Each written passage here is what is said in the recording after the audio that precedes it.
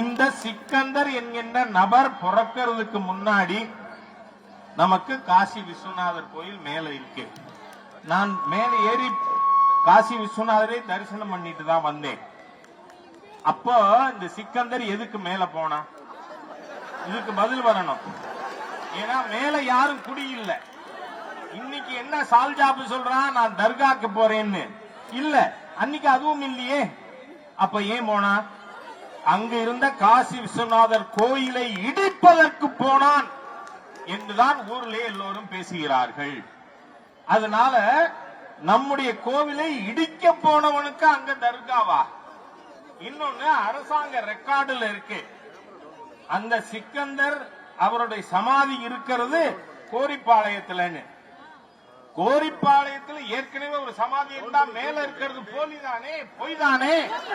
நம்முடைய முருகனுடைய முதற் படை வீட்டை அபகரிக்கும் திட்டம் தானே.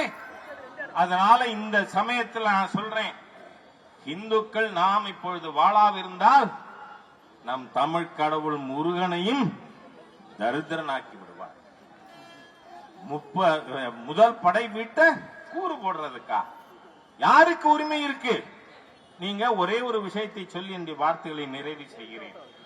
42 முதல்ல முகமது அலி ஜின்னா பாகிஸ்தான் கோரிக்கை வைக்கிறான். 44 லாகூர்ல மாநாடு நடக்குது பிரிவினை கேட்டு. அப்ப முகமது அலி ஜின்னா சொன்னது என்ன? Either concede Pakistan or face civil war. ஒன்னு பாகிஸ்தான குடு, இல்ல உள்நாட்டு யுத்தத்தை எதிர்கொள்ள வேண்டியிருக்கும்னு. அப்பொழுது நம்முடைய சட்டமேதை பீம்ராவ் அம்பேத்கர் அவர்கள் தான் தெளிவாக தன்னுடைய கருத்தை தெரிவித்தார். கன்சீடிங் Pakistan will not solve this threat to civil war. Pakistan கொடுக்கின்ற காரணத்தால் நமக்கு இருக்கின்ற உள்நாட்டு போர் அது போகாது. It will not solve. அதுதான் இப்ப தொடர்ந்து கொண்டு இருக்கு. ஞாபகம் வச்சுக்கோங்க, 47க்கு முன்பாக இந்த நாட்டை பிரிவினை செய்யக்கூடாது என்று டாக்டர் பீம்ராவ் அம்பேத்கர் அவர்கள் நம்முடைய அரசியல் சட்டத்தை நமக்கு தந்த சட்டம் ஏதை அவர் சொன்னார், partition will not resolve the threat of civil war. அதுதான் இன்னைக்கு உள்நாட்டு யுத்தத்திற்கு இந்துக்களை வம்பிழுப்பதற்காக நவாஸ்கனி அங்க மேல போறாப்ல ஆடுகோழியோடு.